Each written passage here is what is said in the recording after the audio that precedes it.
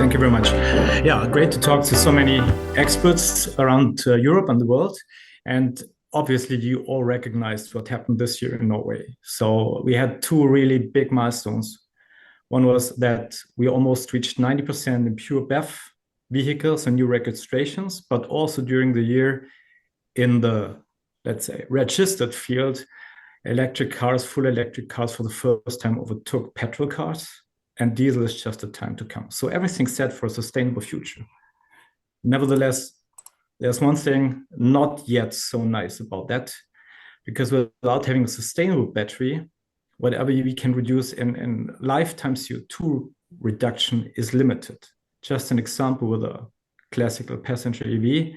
So the cells alone in an 80 kilowatt hour NMC pack will have a rucksack, you could call it like this, of more than 6.5 tons of CO2 emissions. So clearly not the best start into a life, you could say.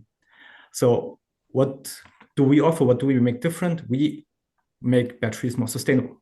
How do we do that? 3 approaches. The first one, we are using 100% hydropower already today for the production we use. Secondly, we are recycling materials. For example, we capture all the NMP you use as a solvent, recycle that, reintroduce it to the process. And third one, we're working on improving the materials of existing chemistries, but also of new chemistries. And what can you achieve by that? What do we achieve by that? So, for example, looking at LFP, graphite standard chemistry, where currently an average battery you can buy on the market has a CO2 footprint of 91 grams per watt hour. Our product we are introducing this year, roughly in 4 months, will already have that reduced by 33%. By the end of the decade, and the route is set, we will be down to 21 grams, reduction of 77% at the beginning of the life. Element X, which is a very proprietary chemistry we are introducing in 2 years. The typical competitors will be LTO as an example. We can reduce the life begin emissions by more than 70% in the second generation. And our greenest animal, you could call it like this, is LNMOC, a graphite chemistry, high voltage chemistry that can replace NMC in energy density and also in power and other aspects. And using this one, we can bring down the CO2 reductions at the beginning of the life by almost 90%. The result is, instead of having 6.5 tons of CO2 emissions at the beginning of life for a battery pack, it's less than a ton. And you can also use a lot of these chemistries for BESS. So it's similar.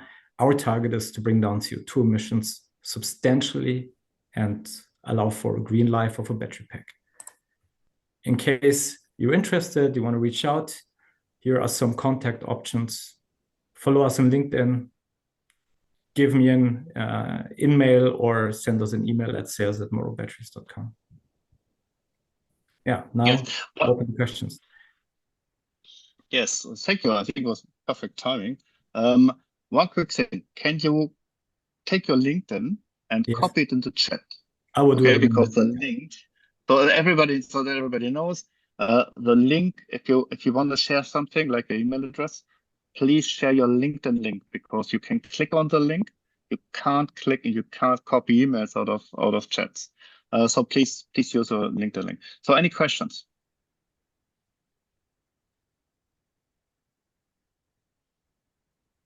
If not, I have a question. What is Morrow doing?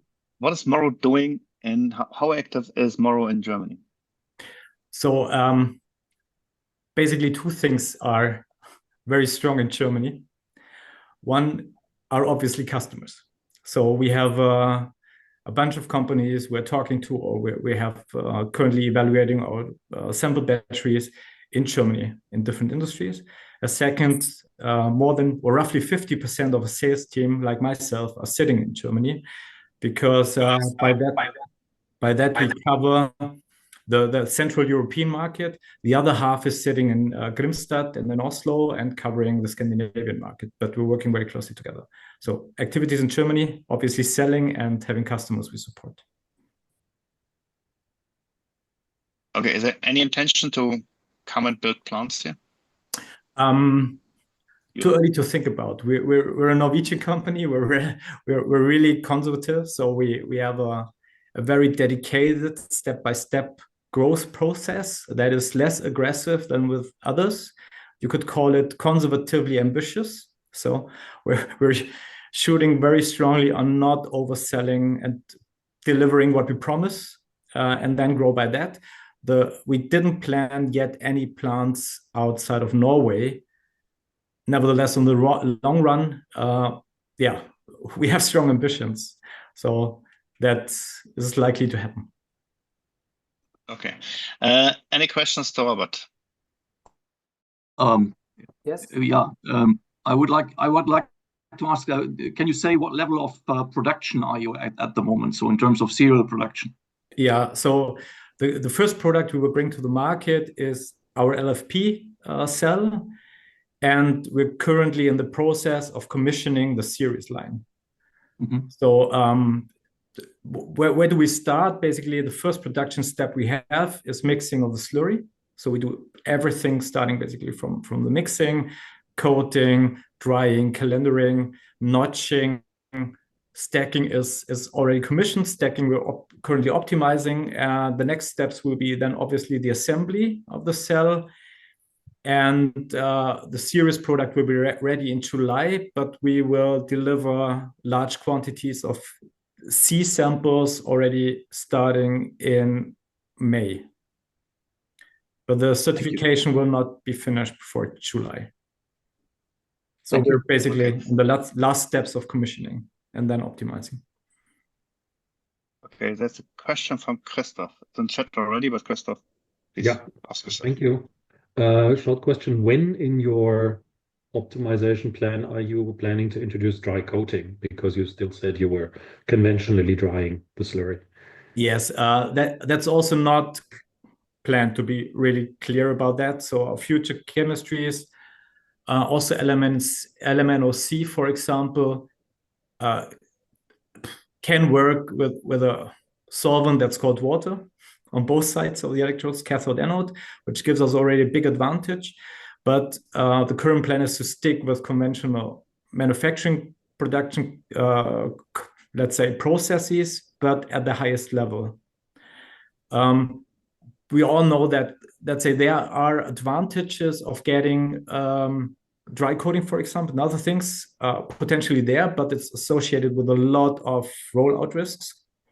And as a company, we're currently too small, and we focus on, let's say, reducing risk. Nevertheless, our drying process, for example, is not using gas or anything like that anymore for heating. Our entire drying process is using hydropower energy, green energy. Basically, it's electricity. So we managed to bring all the processes to a level where we can work with electricity. And our biggest owner, O Energy, is the biggest hydro energy provider in Norway. So we have 100% hydro already in our plants. Okay, thank you for this longer answer. So there's one answer more on the chat from Enrico. Silicon-based AAMs, are you looking into that? Please answer them directly in the chat. Yes, you haven't shared your LinkedIn link. I will do it directly. You will do it directly. Very good. So because we are coming now to the second